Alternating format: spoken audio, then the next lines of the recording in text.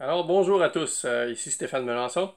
Moi je suis propriétaire d'une magnifique Volt 2014 et puis en fait lorsque je l'ai acheté avec le système de son de base. J'ai pas pris d'option avec en fait.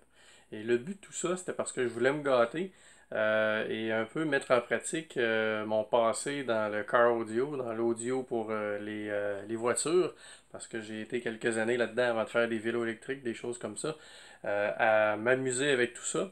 Et puis j'ai acquis une certaine expérience, puis j'ai décidé il n'y a pas longtemps de mettre ça à profit pour pouvoir enfin avoir un bon son dans la Volt. Parce que la Volt de base, comment dire, c'est de base. Et puis il y a beaucoup de petits pics sonores qui m'énervaient. Et puis je trouvais que il y a un gros manque à combler. Alors, ben, la première étape, c'est de remplacer les haut-parleurs, parce qu'on a beau pousser n'importe quel ampli, n'importe quel système de processeur numérique. Si les haut-parleurs ne sont pas à la hauteur, ben, on n'arrivera pas à un bon résultat. Alors, j'ai décidé de commencer par l'avant. Donc, aujourd'hui, je voulais vous montrer. En fait, je suis en train de travailler sur les tweeters, donc les deux petits haut-parleurs d'aigu qui sont placés sur les deux piliers sur la fenêtre avant de chaque côté. Et puis, j'ai décidé de faire l'acquisition dans l'usager des kits de tweeters qu'on appelle de marque MB Quark. C'est un kit composé avec le tweeter, le 6 pouces mid-range et le crossover qui est séparé. Et puis, ça peut être bicablé, etc. Alors, j'ai décidé de voir la différence entre le tweeter qui vient avec la Volt et le tweeter qui vient avec le kit haute fidélité que je me suis procuré. Alors, je vais vous montrer un petit exemple aussi sur en fait un Spectrum Analyzer. C'est un appareil qui sert à mesurer, comme vous pouvez voir ici. Quand je parle, vous voyez les petites bandes acoustiques montées comme ça. Alors, un Spectrum Analyzer, ça analyse la spectre du son. Donc, ça analyse un petit peu, je dirais, la hauteur à laquelle chacune des fréquences sont. Donc, si je parle aigu, ben, les bandes des aigus, bon, on va les voir monter. Si je parle dans le grave, ça va être la même chose. Et lorsqu'on a un son qui est flat, ben, en fait, tous les sons sont censés arriver à la même hauteur. Hauteur, j'entends intensité et non aigu ou grave, là. Donc, je vais vous montrer un petit exemple. C'est assez frappant entre les tweeters qui viennent avec la Volt et les tweeters MB Quark qui viennent avec le kit composé 6 pouces et demi. Laissez-moi vous montrer ça. Alors ici, vous voyez, ça c'est le Spectrum à laser. Quand je parle, vous voyez les bandes montées comme ça. Ça c'est normal, c'est parce qu'il y a un micro juste ici. Le micro se trouve à être là. Donc ça, c'est un appareil professionnel que je me suis acheté il y a quasiment 20 ans de ça, je dirais. Je m'étais gâté. À cette heure, on peut trouver ça presque sur un iPhone, mais ça, c'est vraiment qualité professionnelle. Donc, je vous montre un petit peu un exemple. Alors, cet appareil-là, il sert à mesurer justement la hauteur de chacune des fréquences, mais en même temps, il y a un générateur à l'intérieur qui sert de référence. Le générateur, il y a une sortie ici, et lui, il va envoyer dans les haut-parleurs un son qui contient exactement toutes les fréquences au même niveau. Alors moi, en branchant le haut-parleur là-dessus, normalement, si le haut-parleur était parfait, je m'attendrais à avoir une courbe de fréquence qui serait pas mal uniforme. Du moins pour le haut-parleur d'aigu, ça va se situer dans ce coin-là ici. Pour les mid-range, les médiums, le vocal, ça va se trouver ici. Et pour les graves, ça se trouverait ici. Alors là, dans ce cas-ci, on va s'attarder sur le tweeter. Je vais vous montrer un petit exemple. Alors, ça, c'est les deux piliers. En fait, c'est les braquettes en plastique de ma Volt. Vous voyez ici, le tweeter se trouve là normalement. Alors ici, on trouve le tweeter qui vient avec la Volt. En fait, je vais vous en montrer un de plus près. Il suffit que je le trouve. Voilà. Alors voici le tweeter qui vient avec la Volt. C'est ici. Il y a un petit condensateur jaune pour diminuer les graves et les mid-range et laisser passer que les aigus. Il me paraît quand même assez surprenant comme construction. On dirait que c'est quand même une bonne qualité. Je vais vous montrer celui qui vient avec le kit composé. Alors le voici. Je crois que bon, la membrane est en métal, effectivement. Je pense que c'est une membrane en titanium. Les aigus très très hauts, très élevés en fréquence, là, les cymbales, ces choses-là, ça aide beaucoup à condition que le système soit bien calibré.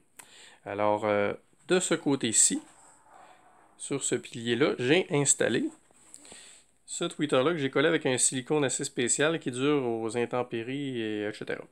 Donc, du côté droit, le tweeter MB Quark du kit composé. Et du côté gauche, dans le coin gauche, le tweeter de la Volt d'origine avec le système de son de base. Alors, ce que je vais faire, c'est que je vais envoyer le son. Ici, j'ai la sortie du générateur de bruit rose, donc le bruit qui envoie les fréquences avec tous les mêmes niveaux. Et ici, j'ai le branchement pour le haut-parleur ici MB Quark et ici le branchement pour le haut-parleur d'origine de la Volt. Alors, j'ai un négatif ici qui est commun. Je vais simplement déplacer vers le bon positif et placer le micro près du bon parleur. Alors, je vous montre qu'est-ce que ça donne. Alors, on va commencer avec le haut-parleur de la Volt d'origine, le tweeter. Alors, vous entendez un certain son. Ce que je vais faire, c'est que je vais placer le micro à peu près à l'angle d'écoute, comme ça ici. OK, environ à un pied, quelque chose comme ça.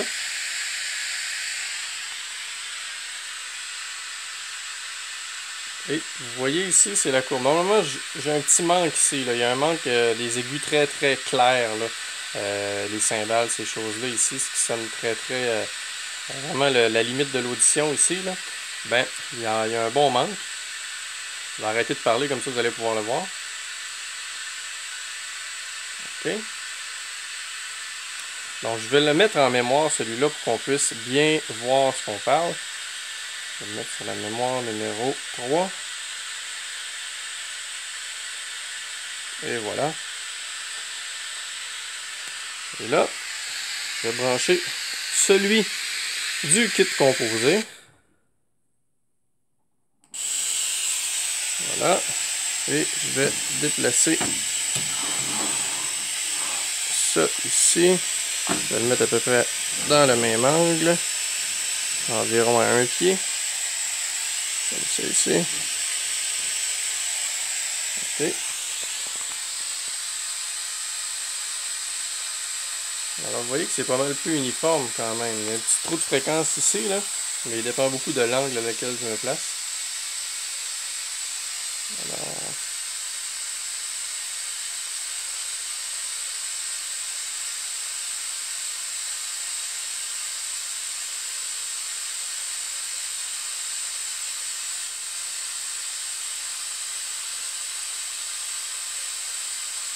je vais le storer.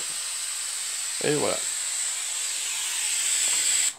Donc, il y avait une différence quand même assez notable sur les aigus là, très très clairs sur celui-là.